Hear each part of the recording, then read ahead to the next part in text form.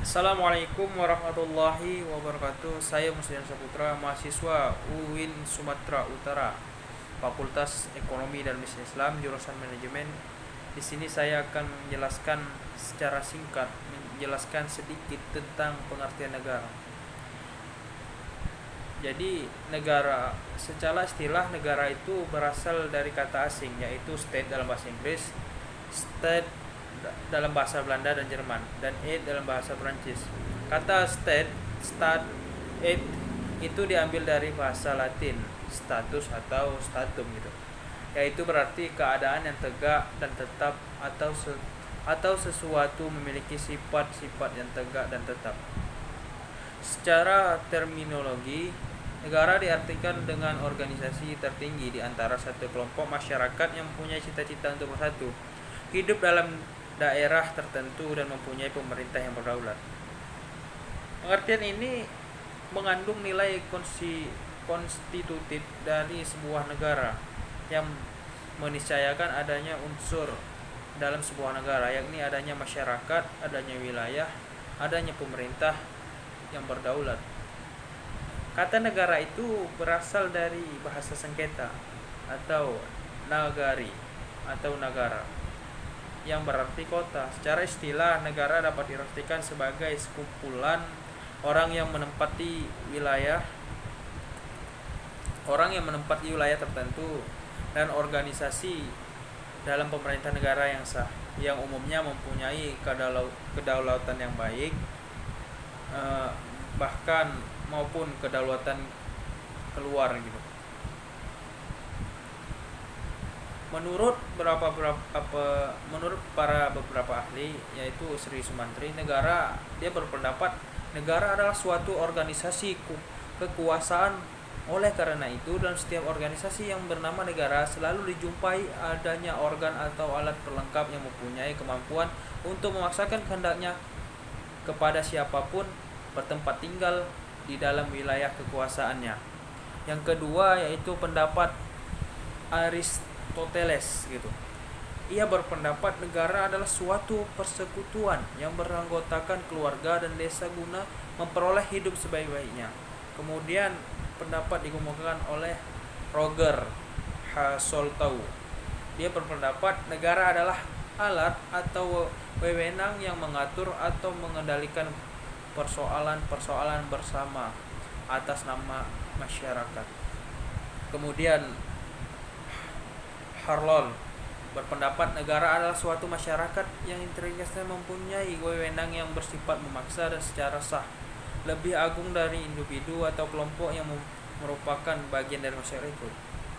Kemudian menurut Max Weber, dia berpendapat negara adalah suatu masyarakat yang mempunyai monopoli dalam penggunaan kekerasan fisik secara sah dalam suatu wilayah dalam berdasarkan sistem hukum yang diselenggarakan oleh pemerintah.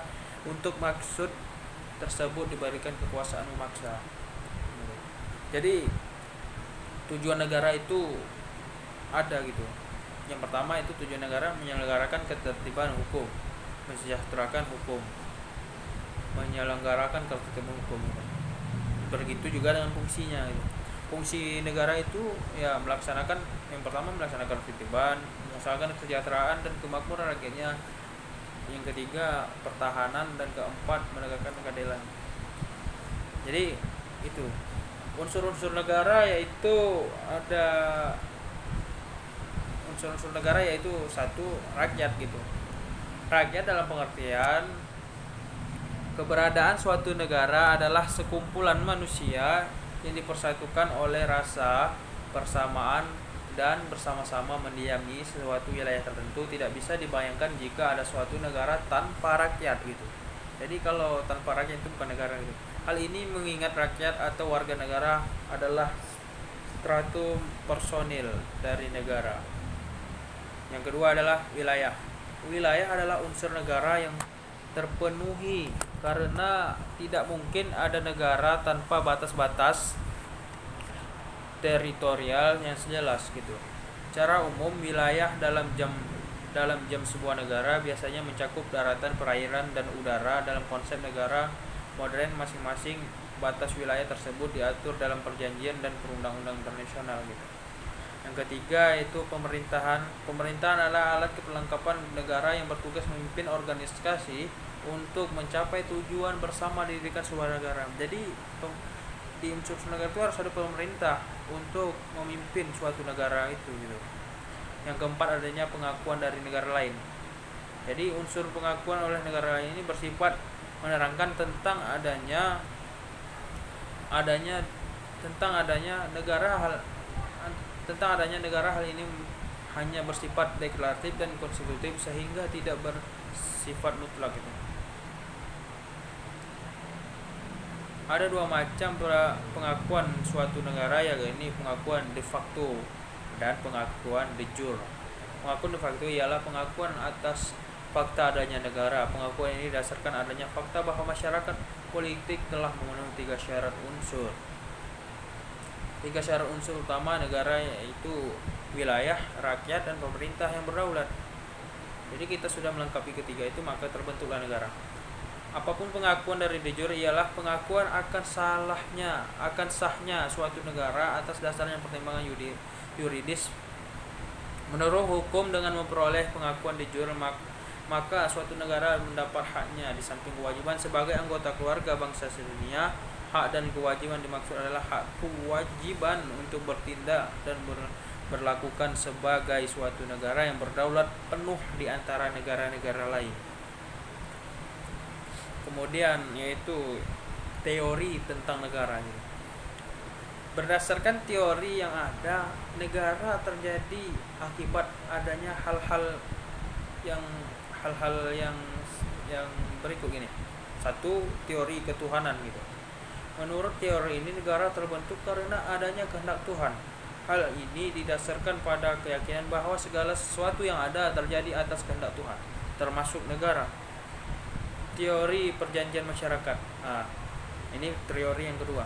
Menurut teori ini, negara terbentuk karena adanya perjanjian antara individu-individu yang disebut perjanjian masyarakat. Perjanjian di antara manusia ini melahirkan negara. Bersamaan dengan perjanjian masyarakat tersebut, diadakan pula perjanjian antara masyarakat dengan penguasa, yang isinya pernyataan manusia untuk menyerahkan hak-hak yang diberikan alam kepada penguasa, serta mereka berjanji akan taat kepadanya. Teori yang ketiga yaitu teori kekuasaan. Menurut teori ini, negara ada atau terbentuk karena faktor kekuasaan atau kekuatan gitu. Jadi negara terbentuk karena adanya orang kuat yang mendirikan negara. Dengan utamanya, orang tersebut dapat memaksakan kehendaknya terhadap orang lain gitu. Teori hukum alam. Teori hukum alam ini negara adanya karena adanya keinginan untuk memenuhi kebutuhan manusia yang bermacam-macam. Secara sendiri-sendiri manusia tidak dapat memenuhi semua kebutuhannya gitu. Oleh sebab itu manusia